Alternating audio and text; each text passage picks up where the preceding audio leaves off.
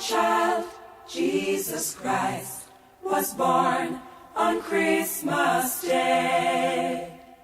And man will live forevermore because of Christmas Day. Mu linnya lya Paatiri n'erya Mwana n'erya Mwoyo Mutuukirivu. Amiina. Essaala Bikira Maria gy'ateesa mmula. Ayi Maria kabaka wange mmange, nze neeyanjulira gy'oli nga sirina kyendekayo, ate nkusingira omusingo gw'okwagala kwange, nkusitulira leero amaaso gange, amatu gange, akamwa kange, omwoyo gwange, nange nkwekwasa nze n'omulamba.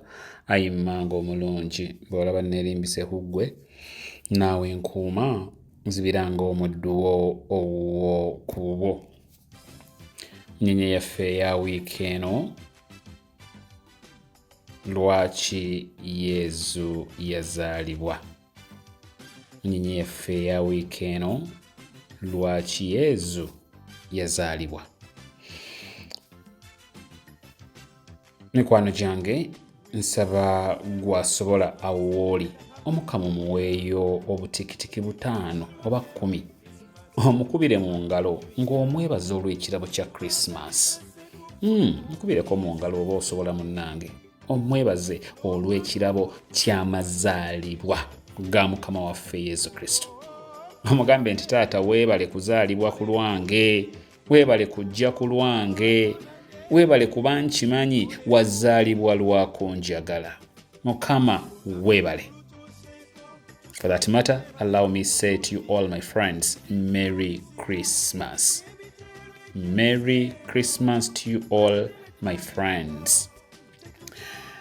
Baana battu, leero mbufunze njagadde ngabaneko nammwe ezimu ku nsonga lwaki Yezu omwana wa Katonda yakkiriza okuzaalibwa e Betelehemu ng'azaalibwa omukazi embeerera Bikira Maria. Olwaleero kambaweeko ensonga 2. Kuba tesitwagala kuwanvuwa nnyo olw'ensonga tuli mu kujaguza, tuli mu kwebuga, tuli mu kudda eno n'eri. So mukkirize mbaweeko ensonga 2 zokka, ate kwezo kwenja okwongereza mu maaso awo ensonga endala ku mulamwa gwe gumu. Ensonga esooka, lwaki Yezu yajja oba yazaalibwa oba yakka ku nsi, kwe kusangulawo ekifaananyi ekikyamu abantu kye baalina ku Katonda. To erase the misconception about God. Okusangulawo ekifaananyi ekikyamu abantu kye baalina ku Katonda. Abantu bangi baalina endowooza n'engeri enkyamu ze baategeerangamu Katonda. Abantu Katonda baamulabanga nga Katonda asanyukira okubonaabona kwabwe. Bangi nga babuuza nti lwaki Omukama abaleka okuyita mu kye bayitamu?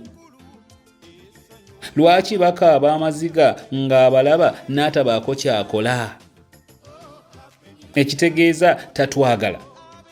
Ebyo n'ebifaanana ng'ebyo bye baalowoozanga ku Katonda. Yezu bw'alaba endowooza ezo abantu ze baalina ku kitaawe, n'akkiriza ajje alongoose ekifaananyi ekyo. Bayibuli etugamba nti obulamu bwa Yezu na byonna bye yakola kyali kifaananyi ddala ekya kitaawe. Nti ekifaananyi kya kitaawe kyeyolekera mu Yezu kye yali ne bye yakola. Ekitabo ekitukuvu mu Yoanna omutwe ogusooka olunyiriri 18 kitugamba nti tewali yali alabye Katonda wabula omwana w'omu yekka, nga y'omu ne Katonda era abeerera ddala okumpi ne kitaawe, ye yatubuulira Katonda bw'ali. Yezu yali Katonda ayeerimbise oba ali mu mubiri. All I can say, Jesus was God in the skin. Jesus was God in the skin.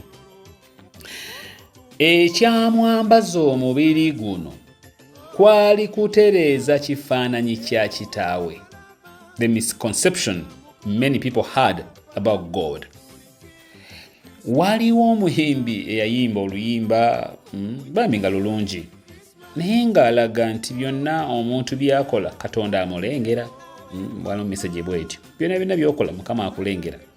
Ng'alinga ategeeza nti Katonda alina waali buli kyokola akulengera. Akulengera bulengezi. Naye amazima gali nti Yezu ye Emmanuel. Yezu ye Katonda ali naffe.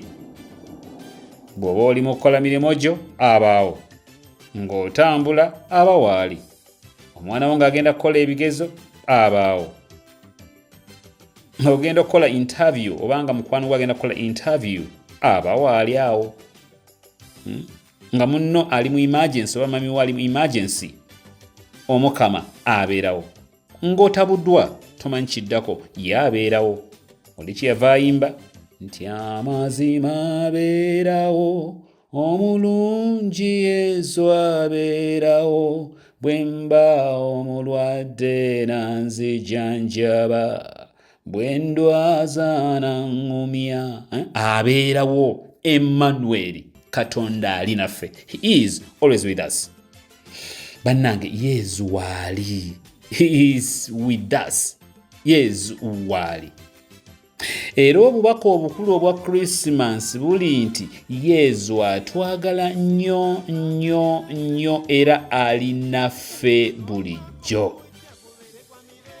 Ng'oyagala okumanya Katonda bw'afaanana, bw'alowooza, bw'akola ebintu ne ky'ayagala, tunuulira Yezu. Yezu bwe yajja yayagala nnyo era n'atuuka ku ab'ensi be yali yeenyinyala. Yabatuukako. Abaali beeterebuseemu yabazzaamu essuubi.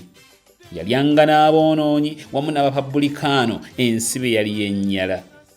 Yasemberera era n'akwata ne kwabo ensi be yali yeesambye ng'abagenge.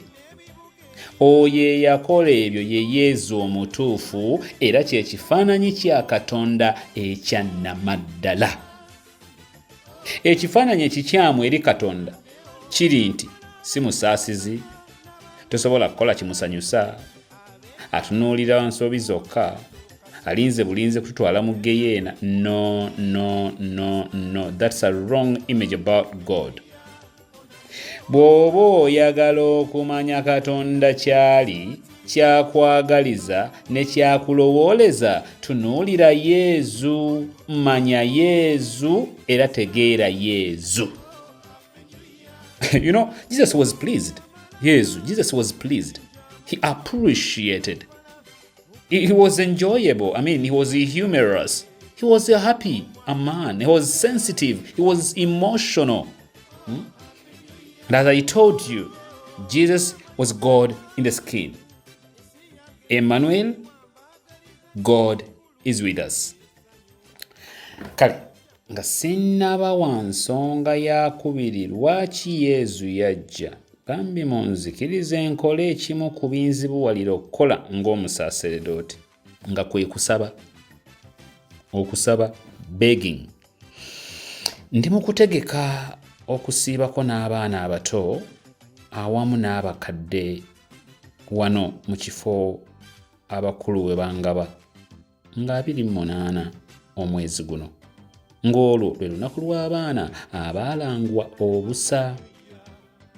Nandyagadde abaana n'abakadde bano bambi basiibeko nange okuva ku makya mu kitambiro kya mmisa, tubeereko ffenna breakfast, lunch, bafune ka cake, bafune emizannyo, you know, everything sweet and good.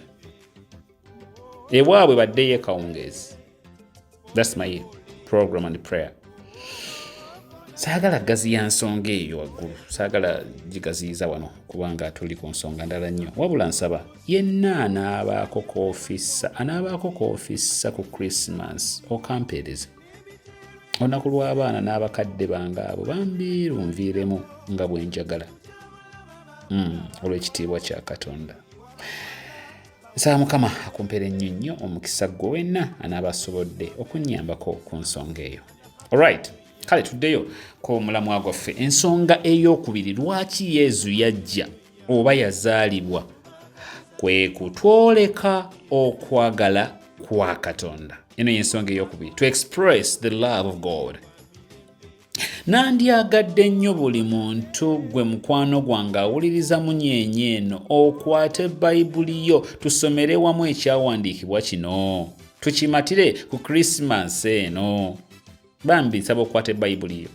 Ekyawandiikibwa kino kigamba nti kubanga Katonda yayagala nnyo ensi kyeyava awaayo omwana w'omu yekka buli amukkiriza aleme kuzikirira wabula abe n'obulamu obutaggwaawo. Yoanna omutwe ogwokusatu olunyiriri lw'16. For God so loved the world that he gave his only begotten Son, so that everyone who believes in him may not perish, but may have eternal life. Bakulu y'ensonga ey'okubiri eyaleeta Mukama waffe era mulokozi waffe Yezu KRISTU ku nsi kuno. Y'ensonga lwaki yazaalibwa. Yes, we people normally say that Jesus is the reason for this season. That Jesus is the reason for this season. I mean, this Christmas season. But I want to authoritatively tell you, my friend, that you are the reason for the season too. Singa sigwe Yezu teyandyefudde muntu, singa sigwe Yezu teyandizaaliddwa. Munnange ekyamuleeta kwe kwagala okungi Katonda kw'alina gy'oli. Omukwano omungi gwakulinako. You are the reason as to why Jesus came. I mean, he would have sent an angel, but he decided to do it himself. Bannange, Yezu yajja kutulaga nti omukama atwagala, atwagaliza, atufaako, atusaasira era atusonyiwa. Munnange ensonga lwaki bwe yagenda ku luzzi luli okwali Omusamaliya yamukolera ebintu bisatu. Yamusonyiwa ebibi bye byonna byali yakola emabega. Yamuwa essuubi mu bulamu ate n'amusuubiza ekifo mu ggulu. 3 things. Ebyo byennyini byensaba ofune ku Krismasi eno mwannyinaze muganda wange. Weenenye osonyiyibwa ebibi byo. 1. Ekyokubiri, Mukama akumpeera essuubi n'omukisa mu bulamu buno. Ekyokusatu, ate olw'ekisa kye akutegekera ekifo mu bwakabaka bwe obw'ensi nga bukomye. Past to be forgiven, purposeful living, and a home in heaven.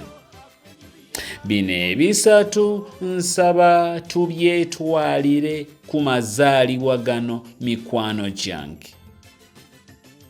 Nsaba tubyetwalire munnange. Nsaba Mukama akuyambe weenenye osonyiyibwa ebibi byo, akumpeera essuubi n'omukisa mu bulamu buno, ate olw'ekisa kye akutegekera ekifo mu bwakabaka bwe. Bannange ndi mu kubafiirako ku nsonga eno kuba njagala mutegeerere ddala obugazi, obuwanvu, obugulumivu n'okukka wansi eby'okwagala kwa Katonda.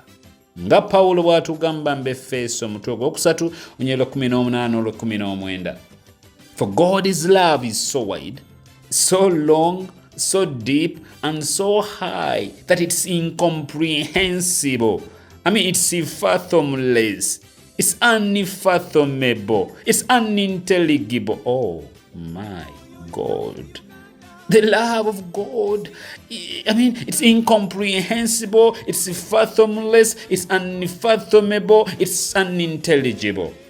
Okwagala kwe kuwanvu nnyo munnange nti okoze bingi ebityoboola ekitiibwa kye, ebiswaza, okoze ensobi nnyingi, okoze okusalawo okukyamu emirundi mingi, naye era bwe weenenya munnanga akusonyiwa, addamu n'akusembeza as if nothing has happened, as if nothing happened. Yennyini asembera wooli n'akugamba nti my beloved son Martin Semanda, I know you have made a mistake, but you are not yourself a mistake.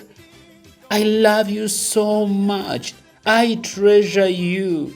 I will always guard you jealously like an apple of an eye. I will hide you in the shadow of my wings so that the wicked do not despoil you. So that the wicked do not despoil you. I love you so much, Martin. I love you so much, Martin. I love you so much. Oh my Jesus. Thank you so much for loving me, for loving us. Ebyo byennyini waggulu mikwano gyange Yezu byali mu kugamba ku mazaalibwa ge gano. Era ezo waggulu ze zimu ku nsonga lwaki Yezu yazaalibwa zensazeewo era zensabye waakiri olwaleero ngabaneko nammwe mikwano gyange. Nsaba onteera omukono gwo mu kifuba oyogera ebigambo bino ng'obijja ku ntobo y'omutima gw'omunnange. Gamba nti Yezu kabaka wange, olunaku olumu njagala nange kwanirizibwa mu bwakabaka bwo mu kitiibwa eky'omu ggulu. Ate nga nkimanyi ti ekkubo erisobola okuntuusaayo yeggwe Mukama wange era mulokozi wange Yezu Kristu. Olwaleero neewaayo gy'olinze nnaggwe omulokozi wange. Ssebo weebale kujja, weebale kuzaalibwa ku lwange. Nsiza bujja, nyambo nzize bujja ku mazaalibwa ag'omwaka guno, nsobole okubeerera ddala ekifaananyi kya Katonda wange, era mbeere ettaala eneemulisizanga n'abalala. Nsaba mukisa mu buli kye nkola na buli gye nnaalaganga. Nsaba mukisa gwo Kitange. Nsaba obeerenga nange mu buli kye nkola. Nsaba omukwano gwo guntambulireko ennaku zonna ez'obulamu bwange. Amiina. Once again, Merry Christmas to you all, my dear friends. Keeping in mind that great things happen when God mixes with man.